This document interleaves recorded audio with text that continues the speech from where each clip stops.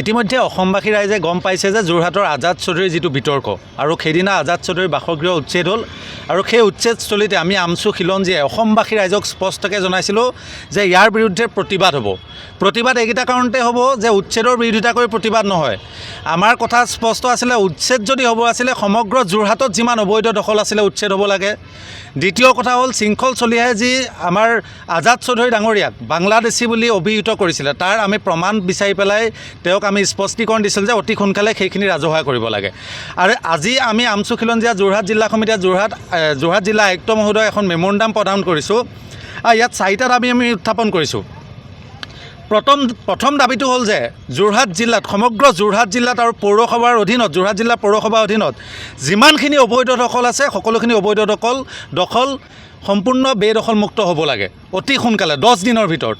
আৰু দ্বিতীয়টো দাবী হ'ল যে যোৰহাট পৌৰসভাই যি নীতি নিয়ম উলংঘন কৰি পেলাই অমানৱীয়ভাৱে অৰ্থাৎ কোনো নটিচ জাৰি নকৰাকৈ এনিশাৰ ভিতৰতে আলোচনা কৰি পেলাই পিছদিনা ৰাতিপুৱা গৈ পেলাই আজাদ চৌধুৰীৰ বাসগৃহটো উচ্ছেদ কৰিলে অসাংবিধানিকভাৱে, সেই উচ্ছেদৰ বিৰোধিতাৰে আমি তাৰ সম্পূৰ্ণ ক্ষতিপূৰণ আজাদ চৌধুৰীৰ যিমানখিনি ক্ষতিপূৰণ দাবী কৰে সকলোখিনি ক্ষতিপূৰণ 10 দিনৰ ভিতৰত দিবৰ কাৰণে যোৰহাট আয়ুক্ত মহোদয়ক স্মাৰকপত্ৰ প্ৰদান কৰিছোঁ। তৃতীয়তে হ'ল যে আমাৰ যিহেতু একাংশ বিভিন্ন সময়ত দেখা যায় যে নামৰ আগত আলী হুছেইন নামৰ আগত মহম্মদ থাকিলেই বাংলাদেশী বুলি অভিহিত কৰে আৰু ইয়াৰ আমি তীব্ৰ বিৰোধিতা কৰিছোঁ। আমাৰ কথা স্পষ্ট যে যধে মধে নামৰ আগত মহম্মদ নামৰ পিছত আলী দেখিলে যে বাংলাদেশী বুলি অভিহিত কৰে, ইয়াৰ বিৰুদ্ধেও প্ৰতিবাদ হৈছে।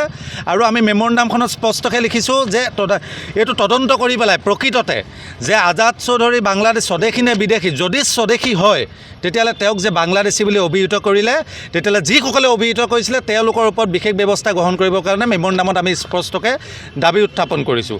আৰু লগতে ক'ব বিচাৰিছোঁ পৌৰসভাই যে লিজত দিছে বুলি এখন কাগজ ৰাজহুৱা হৈছে আজাদ চৌধুৰী দেখাইছে। যদি লিজতে দিছিলে তেতিয়াহ'লে এইটোতো বেদখল হ'ব নোৱাৰে কেতিয়াও।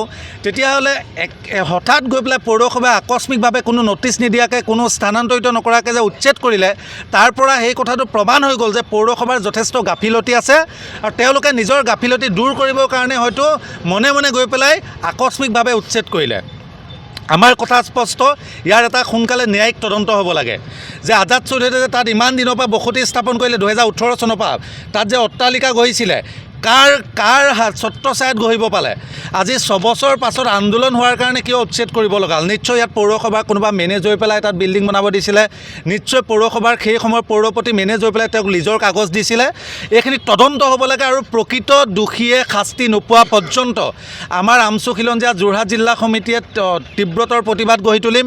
আৰু 10 দিন সময়সীমা বান্ধি দিছোঁ, 10 দিনৰ ভিতৰত যদি দাবীসমূহ সম্পূৰ্ণ নকৰে তেতিয়া আমাৰ ইয়াৰ বিৰুদ্ধে প্ৰতিবাদ হ'ব, সেই কথা স্পষ্ট নিশ্চয়কৈ। কাৰণ আজি চাওক এই গোটেই ঘটনাটো যে এটা পৰিকল্পিত ঘটনা, কিন্তু সেই কথাটো লাহে লাহে প্ৰমাণ হ'বলৈ ধৰিছে যে কোনোবাই কাৰোবাক ৰাজনৈতিকভাৱে এই উঠি অহাৰ ক্ষেত্ৰত যে নমাবৰ কাৰণে যে এনেকুৱা ধৰণৰ এটা যোৰহাটত আকস্মিক ঘটনা হ'ল আৰু কোনোবা সংগঠনক যে চৰকাৰী পক্ষই যে মেনেজ কৰি পেলাই এই ঘটনাটো কৰিছে, কিন্তু তেনেকুৱা ধৰণৰ কথাবিলাক লাহে লাহে ৰাইজৰ মুখত বোবা হ'ব ধৰিছে।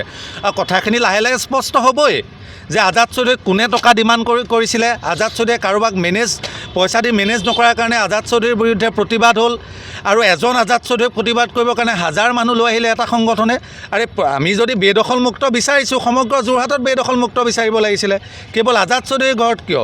তাৰ পৰা যে ইয়াত যে এটা ৰাজনৈতিক কিবা এটা ৰহস্য সোমাই আছে সেই কথাটো লাহে লাহে স্পষ্ট হৈ গৈছে।